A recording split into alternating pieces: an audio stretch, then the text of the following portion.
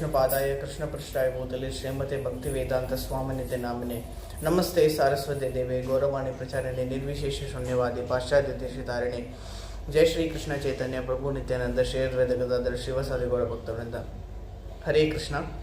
So today we are going to discuss on Bhagavad Gita, Srimad Bhagavatam, Canto 1, Chapter 14,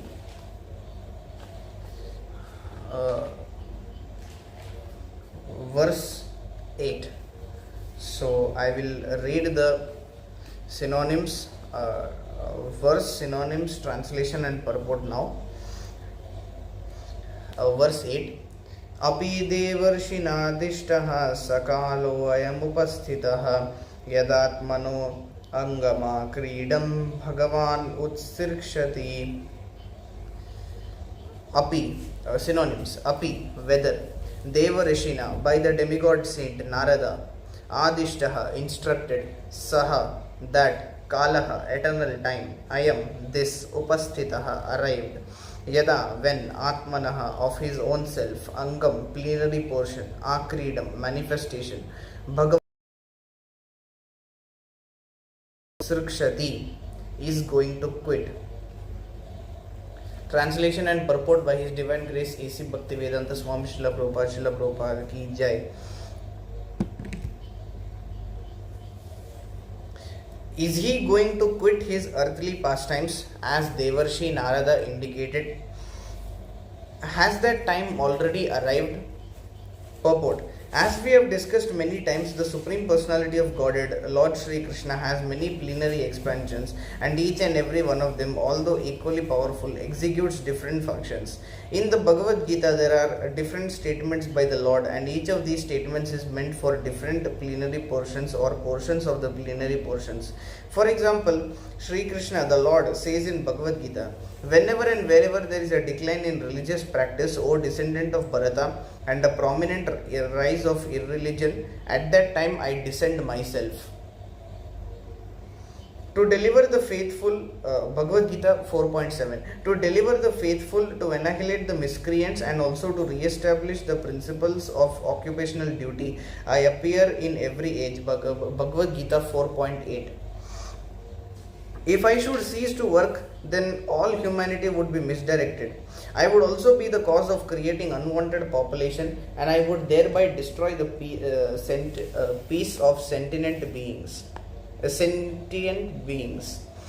Whatever action a great man, so that was Bhagavad Gita 3.24. Whatever action a great man performs, common men will follow, and whatever standards he sets by his exemplary acts, all the world pursues. Bhagavad Gita 3.21. All the above statements by the Lord apply to different plenary portions of the Lord, namely his expansions such as Sankarshana, Vasudeva, Pradyumna, and Aniruddha and Narayana. These are all he himself in different transcendental expansions, and still the Lord as Sri Krishna functions in a different sphere of transcendental exchange with different grades of devotees. And yet Lord Krishna, as he is, appears once every 24 hours of Brahma's time, or after a lapse of 8 billion 640 million solar years, and in each and every universe, and all his transcendental pastimes are displayed in each and every universe in a routine spool. But in that routine spool, the functions of Lord Krishna or Lord Vasudeva, etc., are complex problems for the layman. There is no difference between the Lord's self and the Lord's transcendental body. The expansions execute differential activities. When the Lord, however, appears in his person as Lord Sri Krishna, his other plenary portions also join him in him by his inconceivable potency called Yogamaya, and thus the Lord Krishna of Vrindavana is different from the Lord Krishna of Mathura or the Lord Krishna of Dwaraka. The Virat Rupa of Lord Krishna is also different from him by his inconceivable potency. The Virat Rupa exhibited on the battlefield of Kurukshetra is the material conception of his form. Therefore, it should be understood that when Lord Krishna was apparently killed by the bow and arrow of the hunter, the Lord left his so-called material body in the material world. The Lord is Kaivalya, and for him there is no difference between matter and spirit because everything is created from him. Therefore, his quitting one sort of body or accepting another body does not mean that he is like the ordinary living being. All such activities are simultaneously one and different by his inconceivable potency. When Maharaja Yudhishthira was lamenting the possibility of his disappearance, it was just in pursuance of a custom of lamenting the disappearance of a great friend. But factually, the Lord never quits his transcendental body, as is misconceived by the less intelligent persons. Such less intelligent persons have been condemned by the Lord in Bhagavad Gita, and they are known as the Mudas. That the Lord left his body means that he left again his plenary portions in the respective dhamas, transcendental abodes, as he left his Virat Rupa in the material world.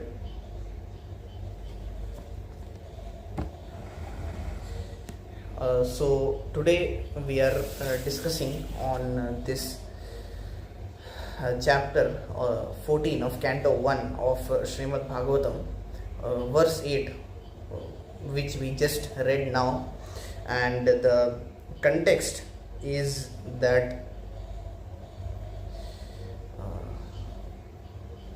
36 years have already passed by as since Yudhishthira Maharaj assumed the lordship of Hastinapur and the entire kingdom of Bharata Varsha, and Arjuna, knowing the Pandavas, knowing well that due to several reasons of one being Gandhari's curse and the other being the curse of the sages headed by Narada Muni himself, that there would be a lump of iron born which would destroy the entire Yadu dynasty.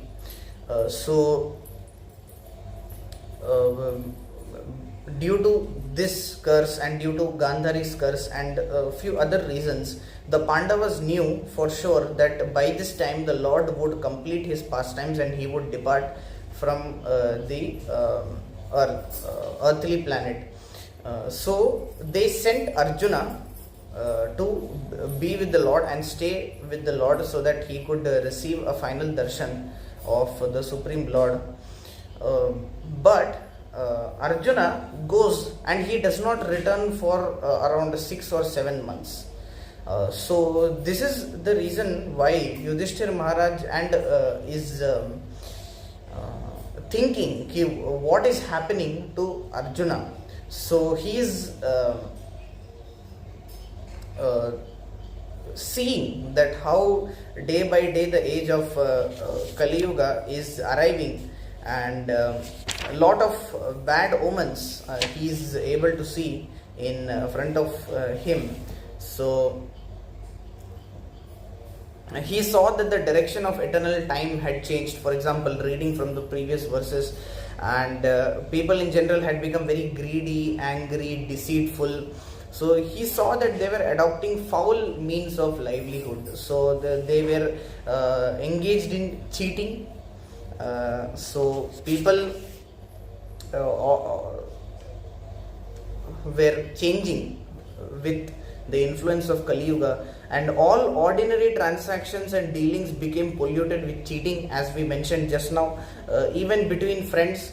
So even in familial affairs there was always misunderstanding between mother, father, son, etc. So the people in general became accustomed to greed, anger, pride, etc. And that's why Yudhishthira Maharaj is worried. So he is speaking to his younger brother Bhima. So he is telling that I have sent Arjuna to meet Krishna in Dwaraka, but he has not returned since a long time. So he has not returned since the past 6 or 7 months. So what has happened there? I am seeing fearful omens which indicate that the personality of Godhead has departed from this world. So now in this verse he is asking the question, is he going to quit his earthly pastimes as Devarshi Narada indicated? Has that time already arrived? So he is lamenting the thought of the departure of the Supreme Personality of Godhead, that he is going to leave this world. So on the other side, so what happened is that the Lord and his associates had actually departed. So by the curse of the sages and the rishis, so with time the people in Dwaraka, the warriors, they became they went to perform a sacrifice in Prabhasa, and then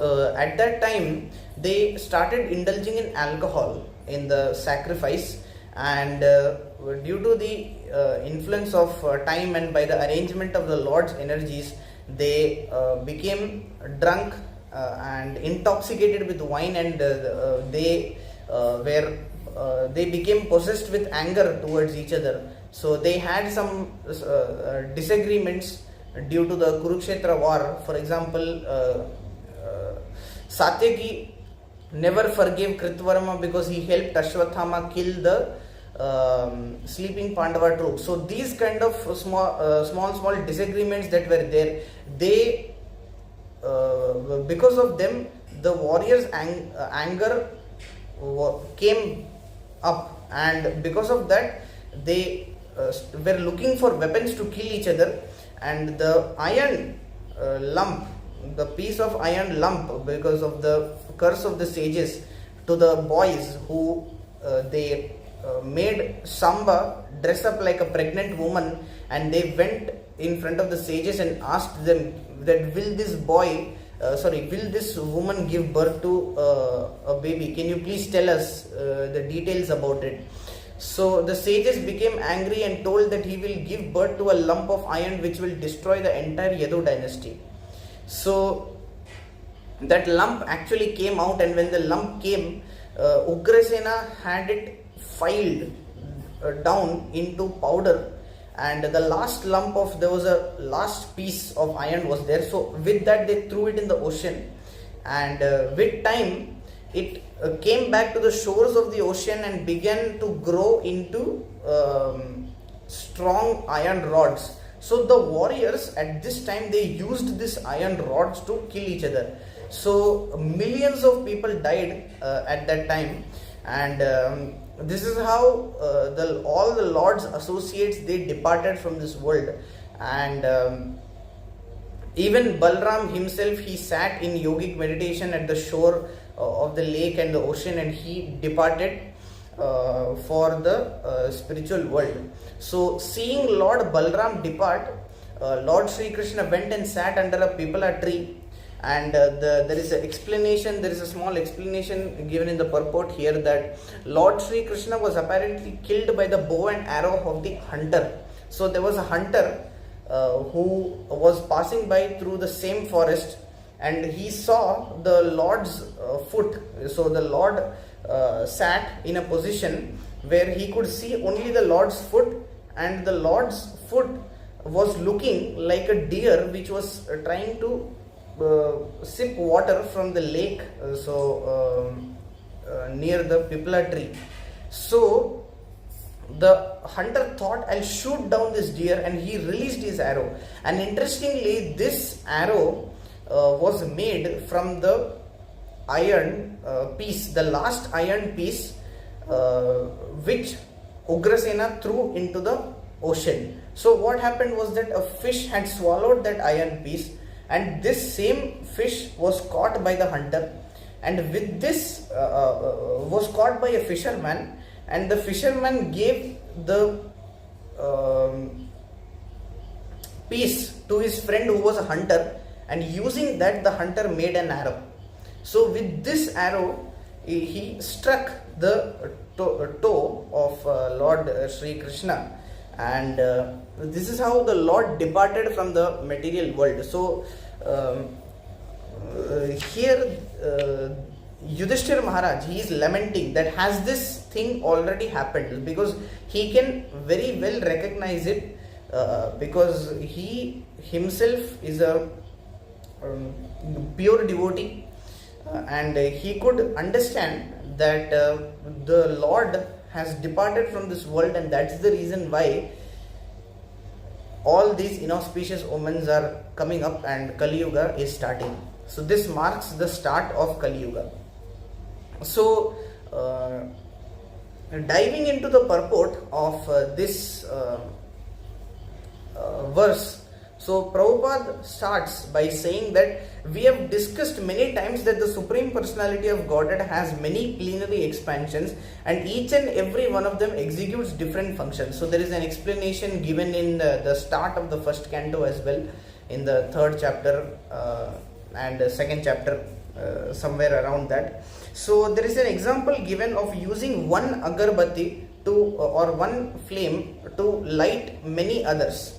So how we can use one flame or one candle to light many other candles, but still the base, the candle that we used earlier, it remains the source of everything. So it is the main reason behind why the remaining candles are now they are burning. So similarly, the Supreme Personality of Godhead, his plenary portions and him, they are equally powerful, but they execute different functions. And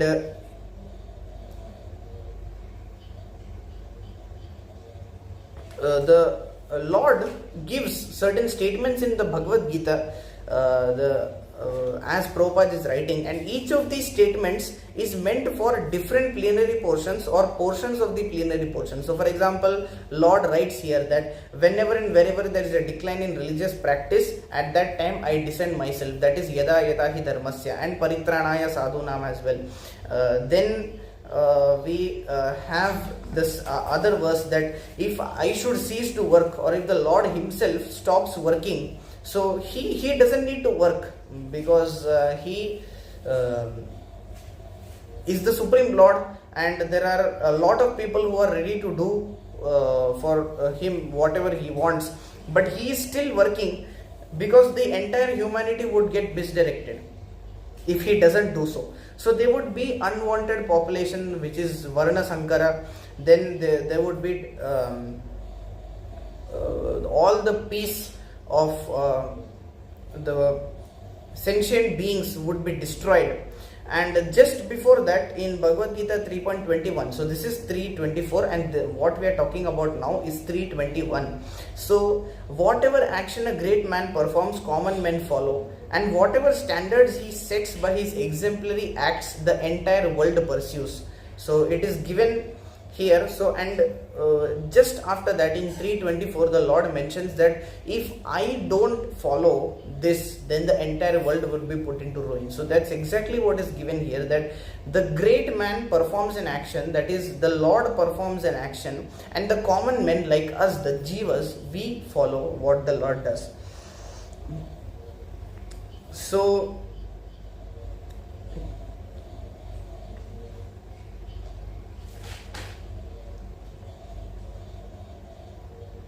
now we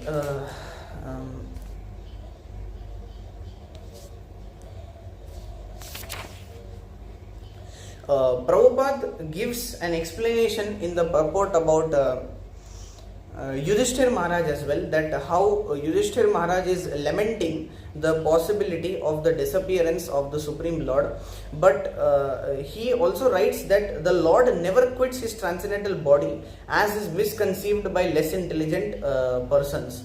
So such less intelligent persons have been condemned by the Lord himself in Bhagavad Gita, and they are known as the Mudas. So avajananti mamudha manushim tanumashritam. So for them the curtain is closed, they cannot see the Lord. So unless and until the Lord wants to reveal himself to you, you cannot understand the Supreme Lord, and this is a basic fact. That's why the scientists, these people, they don't understand and they don't want to understand.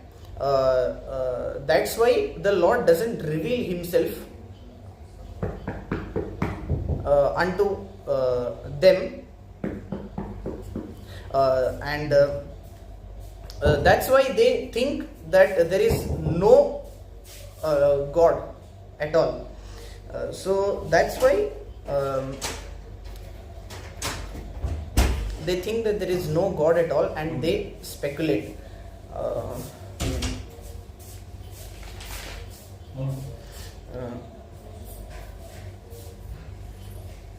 So 9.10 Bhagavad Gita is also given that Maya Dakshina Prakriti Suyate Sacharacharam, that the Lord pervades everything. Everything is working under the Lord's direction.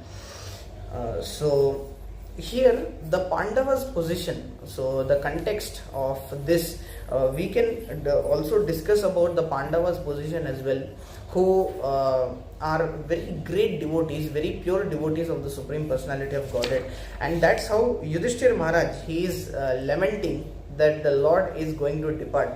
So the entire life of the Pandavas, if you see how from the very beginning there were very amazing, very great warriors on the Pandava, on the Kaurava side, like Bhishma Dev, Drona, Karna, etc., who were the most elevated amongst warriors at that time, and nobody could face them on the battlefield.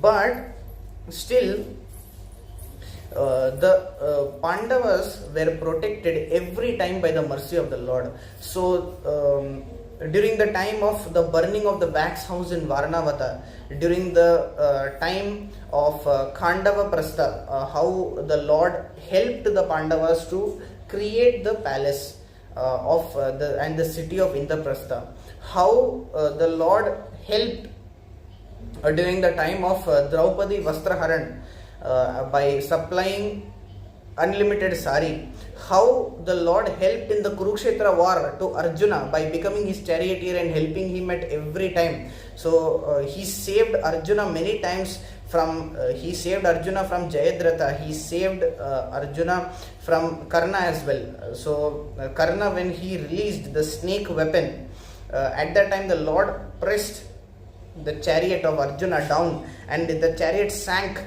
in a cubit into the earth, and the arrow, instead of striking and cutting off, severing Arjuna's head from his body, it hit his crown, the helmet on top of his head, and it sent it spinning to the ground. So this is how the Lord saved Arjuna as well. So there's a verse which comes I think later in first canto Bhagavatam, that Sarathya Parshada Sevana Sakhya Dautya Virasananugamana Sthavana Pranaman Snigdheshu Pandushu Jagat Pranatim Cha Vishnur Bhaktim Karoti Nripatish Charanara Vinde. That how the Supreme Lord, he is acting, he is playing so many roles for his devotees. Like he is Sarathya, he is the charioteer, Parashada, Sevana, Sakhya, Dautya, the friend, the messenger, and the night watchman, everything. So he is the, for the Pandavas, the entire life, the entire, whatever the kingdom, whatever, everything they had was due to the mercy of the Lord. So if it were not for Krishna himself, then the Pandavas would have never been able to face the massive ocean of Kaurava forces. And that's what Arjuna explains in the 15th chapter later, that only by the mercy of the Lord I was able to sit on that wonderful chariot which Agni Dev had given, and had been able to cross over the fathomless ocean of the Kaurava army. Otherwise I wouldn't have been able to do it. So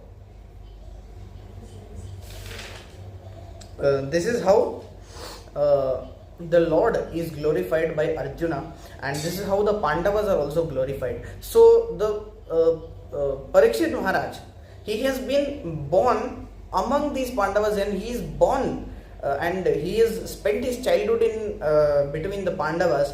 So he is also a very pure devotee of the Lord. Moreover, he was protected by the Lord in the womb itself.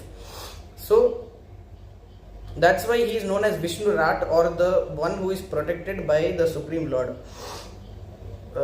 And we can see how great devotee Parikshit Maharaj is, that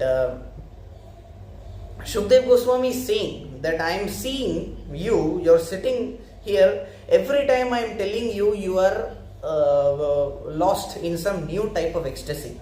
So Parikshit Maharaj himself tells to Shukdev Goswami, Vayam tu dhanyatama loke. So I am dhanyatama, means I am dhanya, dhanyatara, dhanyatama. So dhanya means one who sees the devotees, dhanyatar means one who hears from the devotees, and dhanyatama means one who gets the fortune to hear multiple times from the pure devotees of the Lord. So Parikshit Maharaj is saying that I am dhanyatama.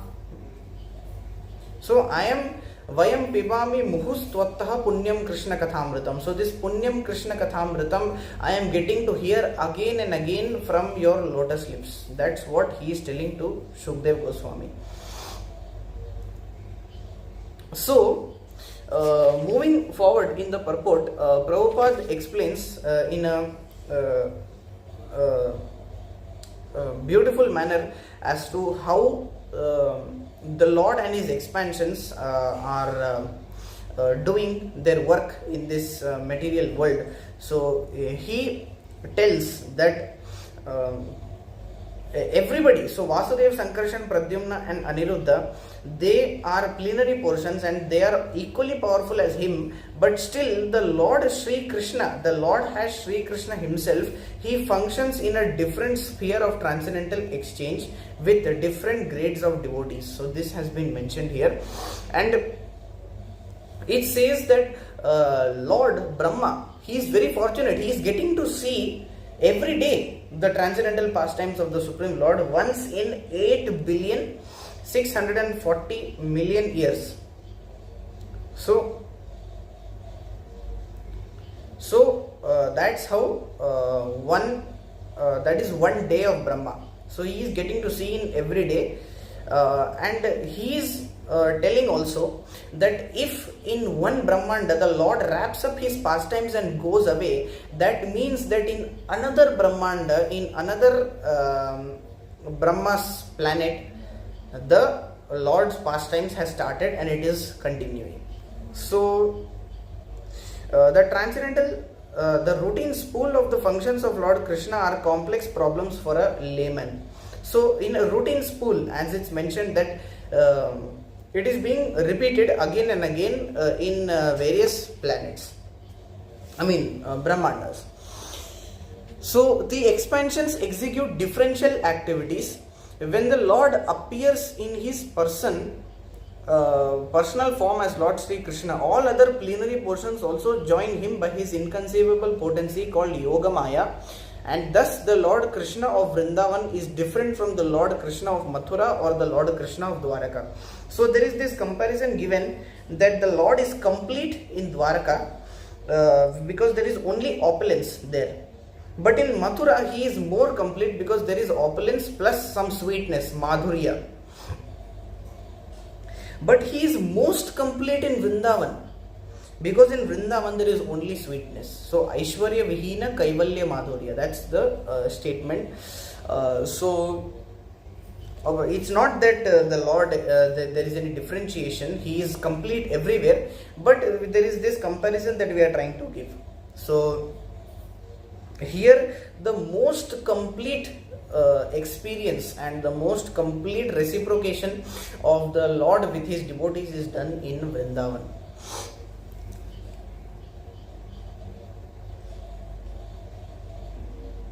So for the Lord there is no difference between matter and spirit because everything is created from him only. So how the Lord quits his material body and accepts another spiritual body is uh,